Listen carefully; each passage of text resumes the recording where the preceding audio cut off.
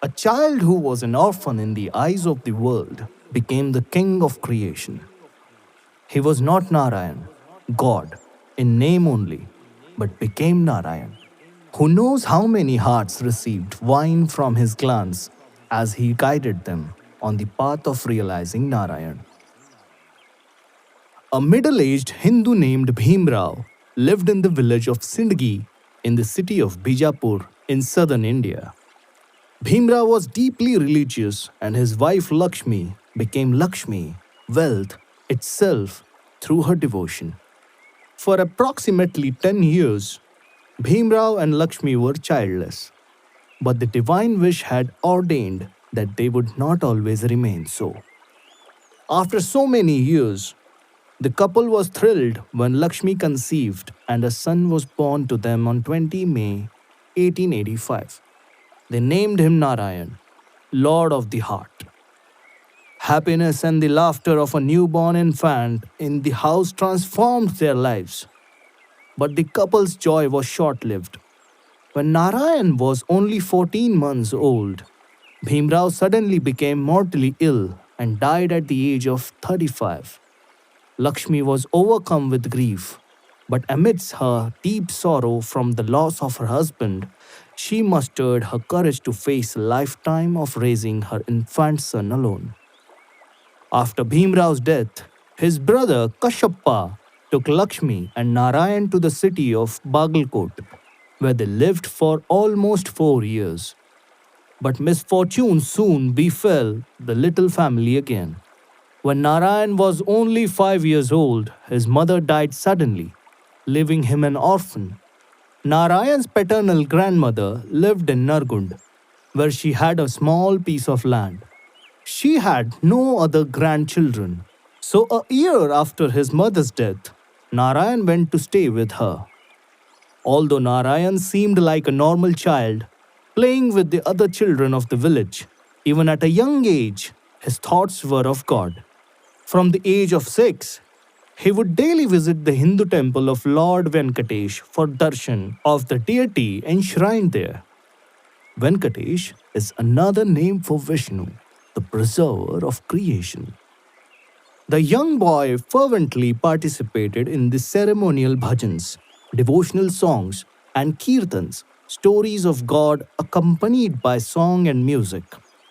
Narayan's serious devotional tendency was noticed and respected by the temple priests. One day, while playing with his companions in the forest outside the village, Narayan and his friends climbed a nearby hill. They discovered a cave and dared one another to enter. The curious group of playmates ventured inside the pitch dark cave, but soon became frightened and ran out. Only Narayan stayed inside and explored deeper into the cave. His playmates thought he was lost inside, but Narayan wandered for several days in its passageways until he found some carved steps descending to a hollow room. At the bottom, he found a naked yogi absorbed in deep meditation. As Narayan sat before him, the yogi slowly came out of his trance and opened his eyes to behold the boy. After bowing to him, Narayan returned, much to the amazement of his friends and elders who had thought him lost forever. In Hinduism, there is a traditional confirmation ceremony of the sacred thread. Narayan's confirmation was celebrated before a large number of guests. The young boy was handsome, with refined features, and his spiritual inclination of mind deeply impressed the villagers. Every person was drawn to his gentle beauty, instinctively loving him, and it seemed as if the song of wine was already singing in the child's heart. Although Narayan was just a boy, his spiritual calling was making him restless, and he found his grandmother's home confining. Once, while he was eating his dinner, he asked for more ghee, clarified butter. His grandmother, instead of giving it to him, scolded him about something. The incident served as a convenient excuse for Narayan to renounce his family and friends. In 1894, At 9 years old, Narayan left his grandmother's home and disappeared. Even though Narayan was at a tender age to attempt worldly renunciation, he who has the song in his heart has no age. This longing and ardor for God makes one go mad. In this divine madness, playing with tigers, climbing mountains, walking on fire, and passing through the worst calamities becomes possible. For 6 or 7 years, Narayan's whereabouts are unrecorded, but it was rumored at the time that he was traveling between Nargund and Pune as a sadhu, renunciant. In the course of his wanderings, Narayan no doubt had to face many terrible hardships, but these cleared his way to the goal. Driven by his desperate search, Narayan came to Saundati village. Nearby is the Yellamma mountain where a yogi named Jamdagni Rishi had done penance.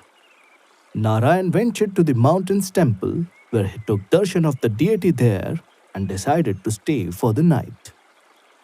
While on his way to bathe in the river near the temple, his gaze fell upon an old woman, a tapasvini, female ascetic. The tapasvini beckoned Narayan to her and asked, "Child, you are so young. How is it that you have come here all alone? Who and where are your parents? Tell me your story." The child sadhu sat next to her and began, "My name is Narayan. My father is Sri Datta Maharaj, God. He is my sole support. He alone looks after me. After my daily morning and evening bath, I repeat his name. That is my entire story." Hearing this, the old woman ascetic was astonished and said, "Although you are quite small, your devotion would put grown men to shame. To become helpless in life is to gain strength. Only the truly helpless attain godhood." With these words, the old woman left him. Narayan then bathed in the river and took darshan of Renuka, another deity there. He remained at Yellamma for a few days and then continued on foot to Galhosur, on the banks of the Malprabha river, where he stayed in the ancient temple of Vithoba, Lord Krishna, for 5 days. At Galhosur, on one occasion, Narayan felt terrible pangs of hunger and went to a Brahmin's house to beg for food. "Sir, I'm very hungry," he said. "Would you be so kind to give me some food?" The Brahmin was furious and retorted, "Is this your father's house? Get out of here, you little scamp, or I'll beat you." Narayan was taken aback and his hunger temporarily disappeared. He returned to the temple where he inwardly began to repeat Krishna's name. Tears rolled down his pale cheeks and he lapsed into semi consciousness. Later in the evening, an old woman entered the temple, bringing food after offering it to the Vithoba statue. She placed the food before Narayan, but he declared, "I did not ask you for food. I asked Vithoba." The woman gently replied, "But child, this is Vithoba's. It is the Lord's prasad, and you may partake of it." So Narayan ate the food and thanked Vithoba for answering his call. How can he who is God's not be protected? Even a tiger approaches him like a lamb. Narayan left the town of Galhosur and moved into a thick jungle where he stayed in a temple dedicated to Shiva. The temple had been deserted. He was all alone. One night, a tiger roaring from hunger entered the temple. But Narayan was unafraid as the tiger cautiously crept close to his body. The beast merely sniffed Narayan's feet and then disappeared into the jungle. Narayan laughed, as it seemed the tiger had come to lay his head on his feet and left after receiving his blessings. After staying in Shiva's temple for some time, Narayan resumed his wanderings. During this period, he would often go without food, at times for as long as 2 weeks. But he kept walking, in the heat, rain, or cold, not knowing where his search would lead, and driven only by the singing in his heart. In that blissful state, he was forgetting everything. He would proceed where the song led him. However, severe the privations, they were nothing compared to what he was experiencing inwardly. After traveling for days in a barren desert like region, at one point, Narayan's throat became so parched that he felt as if he were breathing his last. There was no water to be found, and completely exhausted and unable to walk further, he collapsed beneath a tree to await death. Suddenly, a horseman appeared. A brook is nearby, he told the startled boy. Over there, he pointed in a certain direction. Then the horseman vanished, and when Narayan walked in the direction indicated, to his amazement, he found a small stream. When Narayan had first searched the area, the stream had not been there. From this divine help, Narayan felt confident that God's sight was truly on him. Narayan journeyed on to Kandagol village, where he stayed for 4 months at the house of a rich man named Nargode, a jagirdar who owned vast estates.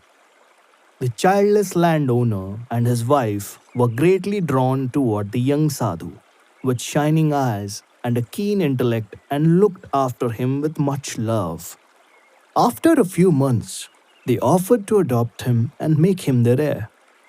But Narayan refused and soon after left Kandgol for Belgaum. He could not delay his search any longer.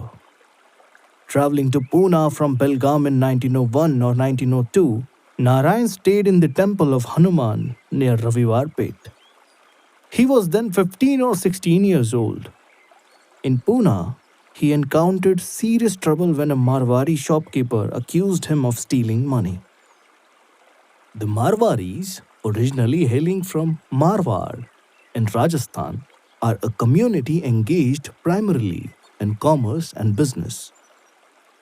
Narayan escaped from Pune and went to Kopargaon, where he stayed in another temple dedicated to the Hindu god Bhairova.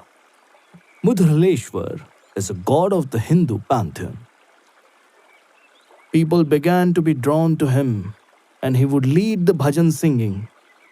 Time passed pleasantly, and the echo of the song in his heart had its effect upon anyone who came into his contact.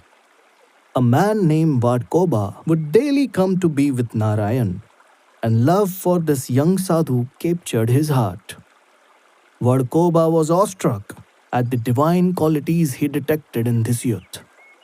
After some time, Narayan moved from Bhairoba's temple to the home of another Marwari named Rupchand, who had devotedly made arrangements for Narayan's comfort. One day, Narayan visited Vadkoba's house, where he met Trimbak Rao, who was from Kopargaon but resided in RV. Trimbak was immediately attracted to Narayan, and he inquired if Narayan would accompany him to RV.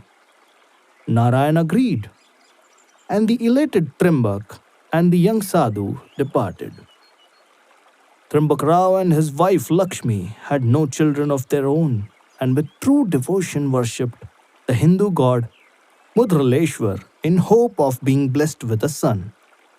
While Trimbak was on his way to RV with Narayan, Lakshmi had a dream.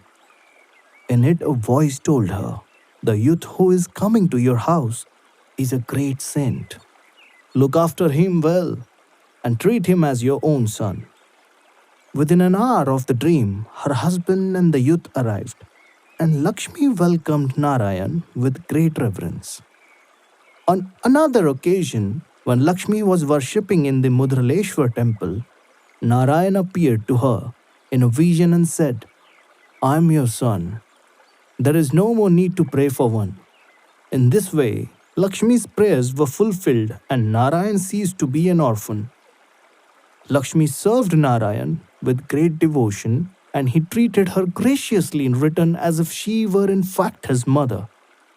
Days passed, then months, peacefully and contentedly. But the arrow of this song was piercing Narayan's heart. and no one except him knew of its pain. The song was making him restless again, urging him somewhere else, and Narayan longed to seek its source and die in its flame. Narayan heard the song within softly chanting to him to journey to Gangapur, a place sacred to the devotees of Dattatreya. Hindus believe Dattatreya is the Lord of the Trinity of Brahma, creator, Vishnu, preserver, and Mahesh, dissolver, whose presence can be felt especially in Gangapur. Narayan could no longer remain with his adopted family in RV while swimming in an ocean of restlessness. He earnestly began preparing to set off for Gangapur. But Lakshmi's tear at the thought of his departure delayed him. During his 6 month stay at their home, Narayan had become the son that Trimbak and Lakshmi had never begotten, and it was impossible for the mother to let her adopted son leave. Narayan was now 17. Although young, he was attaining the spiritual consciousness of a true master, and the moment of uniting with his Lord Dattatreya was near. This moment of union could not be postponed, so he allowed Lakshmi to accompany him when he left for Gangapur. On the journey, however, the woman fell ill with fever. Narayan could not abandon her, so frustrated with the turn of events, he accompanied her back to RV. After Lakshmi recovered, her tears could not stop Narayan when he resumed his journey to Gangapur. When he arrived, Narayan remained under a neem tree near the confluence of two rivers, where he gradually became God intoxicated through overwhelming bliss. His longing had reached a fever pitch, now more of a mast, God intoxicated individual, than a devoted sadhu. The youth appeared mad, unconscious of hunger or thirst. If he ate at all, he roamed through the streets begging and would consume any food given as if he were possessed. Even when the river flooded due to the monsoon, Narayan could climb the neem tree and remain unaffected, sitting on a branch absorbed in his spiritual enchantment.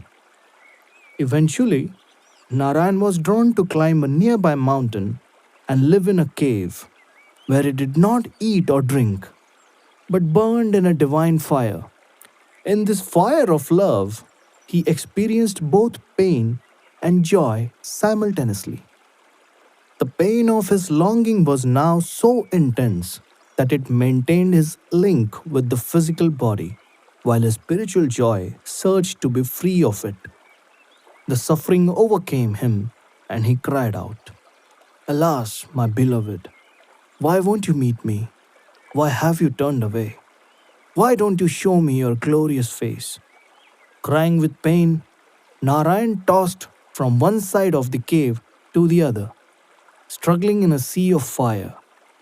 Although he was drowning in this all consuming fire of longing, Narayan longed to burn further. For strangely, without this pain, there was no bliss for him. Quite emaciated, Narayan abandoned the cave and wandered along the mountain cliffs.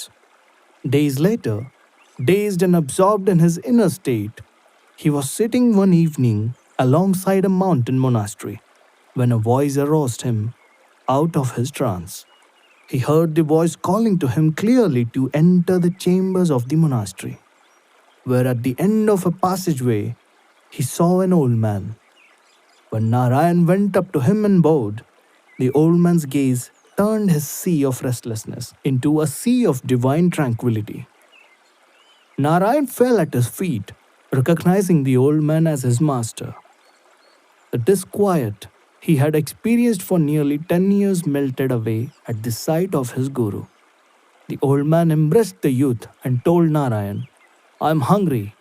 Go beg and bring me some food." When Narayan returned with the food, he found the monastery doors locked. Shocked, he started shouting for his master. Hearing his cries from his quarters a distance away, the caretaker of the monastery appeared and told him, "No one has been here all day." The caretaker had gone home hours before, after locking the door. When the door was unlatched, at Narayan's insistence, there was no one inside. Narayan was bewildered. The master had appeared only for his deserving soul. Narayan sat outside the monastery under a neem tree, silently calling upon his guru to come and partake of the food. The youth was overcome with tears, and the terrible despondency that had left him reappeared with a fresh tenacity. Master, where are you? Why have you hidden?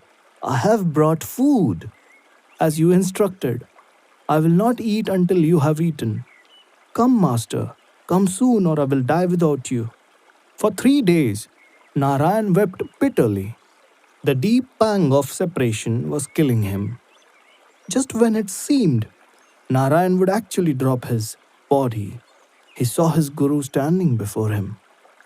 The old man sat down alongside the youth and accepted the food, which had dried but was not yet spoiled. The guru then gave the remaining food to Narayan, telling him, "Finish it. This is my prasad to you." As soon as Narayan swallowed the first morsel, the appearance of his master completely changed.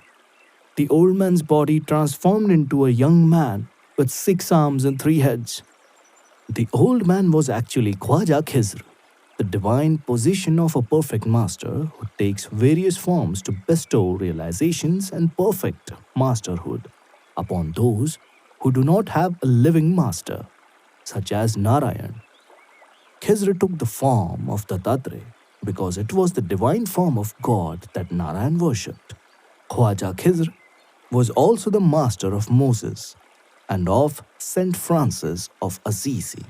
He appeared to the sixth plane Hebrew prophet as a burning bush and to Saint Francis as the crucified Jesus. Narayan found that his guru was none other than Dattatreya. With the appearance of Dattatreya, Narayan himself transformed into Narayan, the universal one.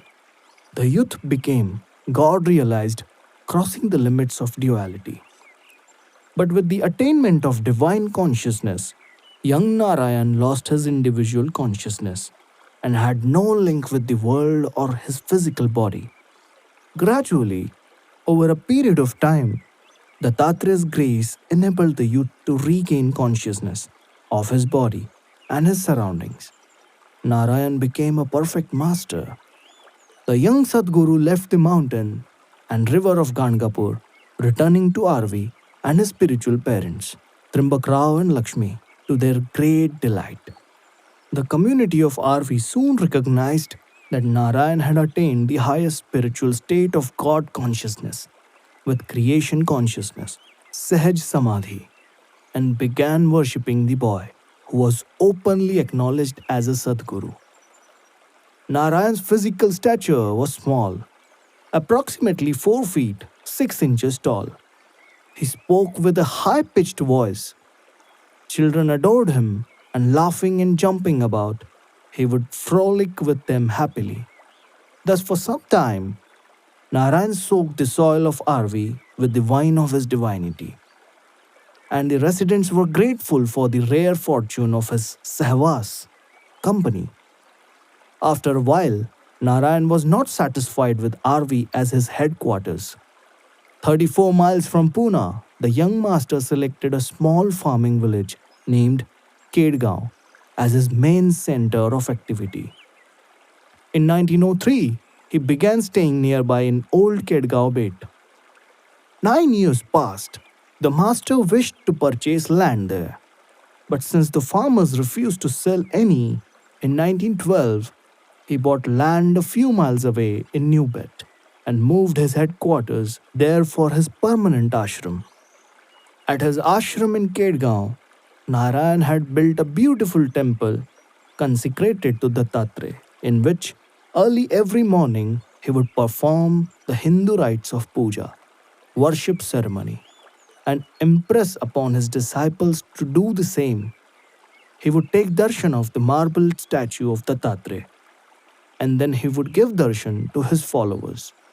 Every Thursday, The Hindu traditional day of worshipping the Guru, Narayan himself would lead a procession in honor of Dattatreya and sing melodious bhajans to the gathering.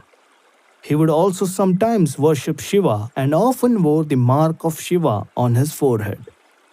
Worship seemed to play a great part in this perfect master's work. It is said that he once congregated 6,000 Hindu priests and led them in a tremendous ceremony. Occasionally, Narayan would become like a child and play games with his devotees, later explaining to them the spiritual mysteries underlying these games. A perfect master's way are unique, and it is beyond our intellectual understanding to grasp their significance. In his universal work, a perfect master has no regular occupation or daily routine.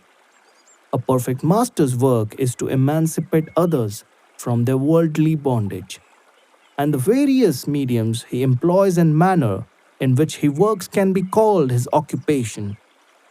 A perfect master is God in human form. His every activity is outside the scope of our limited human vision. A description of Narayan's activities at Kedgaon follows. Maharaj rose at 4 o'clock in the morning. After a period of seclusion and puja, he sat in darshan before his devotees. At these times, Maharaj sat in silence, filling the room with his spiritual presence and love, and bestowing his blessing on all who sat with him. Afterwards, he visited those who were too ill to come to the meditation hall. He allowed them to place their heads at his feet, and he put sacred ash in their mouths or on their foreheads. After lunch, everyone slept during the heat of the day. Then, after sunset, as the earth began to cool, he gathered again with devotees. This would be the most energetic time of the day. Maharaj, surrounded by thousands of devotees, literally held court while devotional songs were sung. Religious stories were told, and discourses were given by scholars. At times, plays were performed, or he was entertained by great singers, magicians, or dancers. The entertainments always ended with a brief puja performed in front of Maharaj, followed by a period of darshan. His devotees cared for him in a royal manner, lavishing expensive gifts upon him and attending to him with great ceremony. For instance, when Maharaj wished to be entertained at the movies, his devotees would rent out an entire theatre for him, and a regal caravan would descend upon the cinema. Maharaj then ate his evening meal, and a bed was prepared for him in this meditation hall. Devotees occasionally massaged his body and chatted with him. At times, he asked a scholar in attendance a question about the Hindu scripture. He then listened to the reply and commented on its correctness. At 11:30 p.m., the last tea time was announced and everyone left. After tea, Maharaj came out again. Now only the circle of his closest 25 or 30 disciples was allowed back. This was the most intimate time spent with devotees. Throughout the day, Maharaj maintained a very formal relationship with those he saw. Now, in the company of his intimate disciples, he grew more playful and wilder. At times, he was incredibly sweet and loving, while at other times, he grew quite angry and dealt with his devotees forcefully. Often he told jokes and played tricks on people, laughing with devotees for hours. Sometimes Maharaj gave simple talks on meditation, morality, or spiritual life. More often, though he sang to his devotees, his songs contained ecstatic praise for God, as well as his own confessions of oneness with the divine. He exhorted his followers, continuous loving remembrance of the Lord is the way. You have to become like Radha. She mingled with worldly life, but at all times, 24 hours a day, even while in sleep, her only objective with all of the mind, heart, with her whole being was Lord Krishna alone. You must try to take the name of God in the same way. After spending this intimate time with devotees, Maharaj retired between 1 and 3 o'clock in the morning. If he went to bed early, he often went to the balcony of the meditation hall and wandered about singing the glory of God in a beautiful voice. Thus, in the late hours of the night, Sri Narayan instructed his closest devotees in the path of Guru worship. To him, as with many other great adepts, devotion to the Master was the true and sufficient practice. The safest way is devotion to the Master. Because of his great compassion for you, the Lord has taken the form of your Master. He will do anything for you. He will make you like himself. In April 1915, while Narayan was giving darshan, suddenly a stream of light shone through the crowd. A ragged young man appeared before him, divine wine pouring from his eyes. The young man seemed dazed. It was the Zoroastrian youth from Pune whom Baba Jan had kissed. Narayan immediately dispersed the crowd and came down from his seat. Gently taking the young man by the hand, the master led him to his seat. Removing a garland from his own shoulders, he placed it around the young man's neck. He then gave the young man fresh mango juice to drink. After finishing the juice, the young man rose from the seat, bowed to Narayan, and left. Narayan gazed at the youth until he was out of sight and seemed extremely pleased. For the remainder of that day, no more darshan was allowed, and Narayan's devotees wondered how that young man must have been seated in their master's place. Narayan Maharaj's fame as a Sadguru spread. More and more people came for his guidance and blessing. This once remote, barren land of Kedgaon gradually became inhabited by Narayan's followers.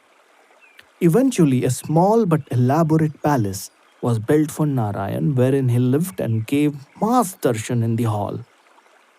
In the rear of the palace was his lounge, bedroom, and kitchen. Narayan would hold darshan in his palace seated upon different thrones, exquisitely ornamented.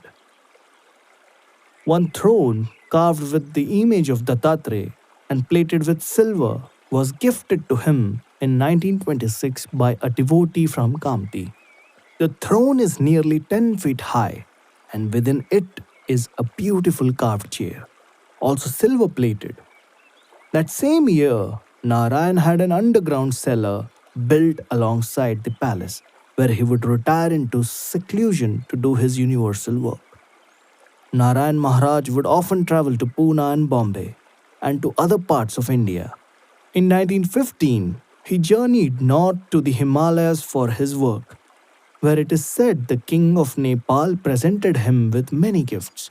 In 1934, he was the guest of the Maharaja of Mysore and went on to Indore, where, riding in the Maharaja's own carriage, he led a parade. In July 1936, accompanied by 113 followers, he was again in the Himalayas and walked from Rishikesh to Badrinath. He visited Mathura and Hardwar and journeyed to Banaras, where he bathed many devotees and children in the Ganges River. Narayan's chief female disciple, Anjani Bai Malpekar, was a former courtesan in Bombay who knew many prominent social political figures. The woman had become wealthy in her profession and was renowned for her exquisite singing voice. Once a jealous enemy deceived her into eating some pan, betel leaf dosed with poison, and although Anjani did not die, she lost the sweetness of her voice. For months, she sought a cure, but to no avail. Finally, she began consulting yogis and gurus, but they too could not cure her. One guru suggested she visit a sadhu who was seated alongside a road. He was Narayan, who was staying in Bombay at the time. The woman approached him and pleaded, "I've been told you have the power to restore my voice." "Why should I?" the sadhu asked. "So that I might sing again," Anjani responded. "So you can sing, ah? To whom will you sing?" If I restore your voice, will you sing for me? Of course, Anjani answered sincerely. I will do whatever you wish. Well, go ahead and sing, Narayan replied. With these words, the woman began to sing, much to her own amazement. After this occurrence, Anjani Bai left her profession and devoted all her wealth to serving Narayan's needs. He was treated and acted like a rich Maharaj instead of a poor fakir. Once, when Maharaj was in Bombay, a man from the circus was brought by a devoted follower to meet him. He brought along a performing chimpanzee who delighted all with his antiques. When it was time to go, however, the chimp refused to budge from Maharaj's feet.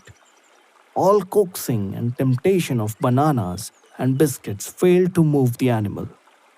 The car was parked outside, and all were waiting, wondering how to induce the chimp into the car. Finally, Maharaj patted it on the head and said, Jao beta, go my child. And the chimp leaped up and ran straight into the car. Narayan Maharaj, literally meaning God the King, was a Jamali type of master. He was gentle, kind, childlike, and seldom abusive. His disciples claimed that his physical appearance did not change for nearly 30 years. He had perennial youth. Although extremely short in stature, his lean body had beautiful definition and subtly like a yogi's. He was regally attired in velvet and silk clothes with gold embroidery and diamond buttons. He often wore rings and other jewelry and was at times chauffeured about in a Rolls Royce. On one occasion, a Zoroastrian devotee asked Narayan, You call me your son. Then why don't you give me some of the jewels you wear, so that I may appear as regal as you? Suddenly, Narayan's mood was upset, and he looked with scorn and disgust upon the man, saying, Never desire such things. These rings and jewels are filth. He who once lived in caves now lived in a stunning palace. Although he dressed like a rich Maharaja himself, having his clothes stitched by the best tailors in Bombay, and even buying a new automobile every year, he was spiritually perfect. A king who oversaw the three worlds, Triloka, the mental, subtle, and gross spheres. Narayan's spiritual root was that of Raj Yoga, and his close disciples believed that his spiritual lineage was connected to Jnaneshwar, the youngest of Sadgurus who centuries before lived in Alandi, a village outside Pune in the same district of Maharashtra. Raj Yoga is the practice of asceticism and penance. Jnaneshwar was in his teens when he became perfect and lived to about 19. Jnaneshwar's sister and two brothers became perfect masters also. This great yogi once challenged the young master, but his occult powers failed. Afterward, Changdeva became a disciple of Jnaneshwar's sister, Muktabai, who was also a Sadguru. Jnaneshwar's brothers, Nivrutti and Sopan, also became perfect masters. In his residence, Narayan had displayed a large painting of the youth Jnaneshwar meeting the great elderly yogi, Sangdev, a Mahayogi of the fourth plane, who rode a tiger and used a cobra around his neck as a whip. Narayan Maharaj's fame spread further due to a newspaper article that appeared written by Professor E. A. Woodhouse of Deccan College, Pune. E. A. Woodhouse was a theosophist and the elder brother of the author P. G. Woodhouse, whose comedic novels were read out to Meher Baba. Professor Woodhouse had been hunting boar in the arid region of Ketgao and was suffering thirst from the extreme heat. Along the road, he encountered Narayan, who miraculously produced a spring near his feet, from which Woodhouse quenched his thirst. Afterward, Woodhouse had several meetings with Narayan to discuss Indian spirituality and mysticism, Vedanta. Professor Woodhouse's intellectual and educational influence brought more recognition of Narayan to the general public. People heard that Narayan had performed several miracles in Kedgaon, and they were drawn to seek his touch. But the miracles were his play. Narayan Maharaj was the owner of the tavern, and through the medium of these miracles, people came from far and wide for his darshan. The miracles were the shadows of Narayan's real work, to allow people the opportunity to taste the wine of his divine love. There is no real prasad other than this, and Narayan distributed it to all who longed only for God's love. The purpose of life is to imbibe this wine. After drinking it, when life ceases to be, eternal existence is born. This is the highest of all spiritual gifts, and only a perfect master can fill one's heart with this prasad.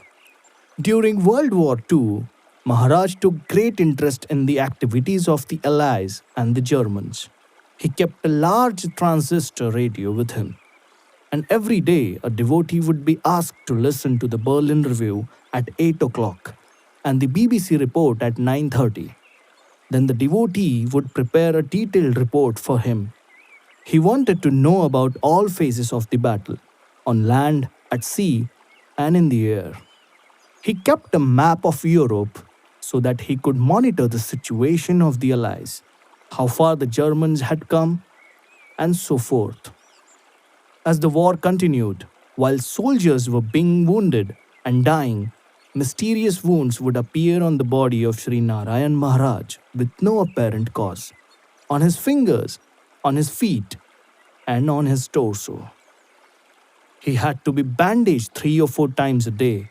He could not walk, he could not dine by his own hands. When questioned about the relationship between the spontaneous appearance of wounds on his body and the war in Europe, he refused to talk about it. Footnote 20.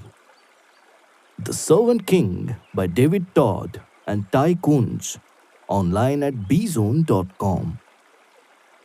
In August 1945, Narayan's health began to fade and he left Kedgaon and travelled first to Ooty in southern India, where the climate was more salubrious. When there was no improvement in his health, the Maharaj of Mysore convinced him to come to his palace in Bangalore. There, within the ramparts surrounding a deserted fort, preparations were made to perform different types of yagnas, ceremonies of burning sacrificial fires of sandalwood and oils. The religious ceremonies lasted for 3 weeks, and hundreds of devotees from distant parts of India came for the holy celebration.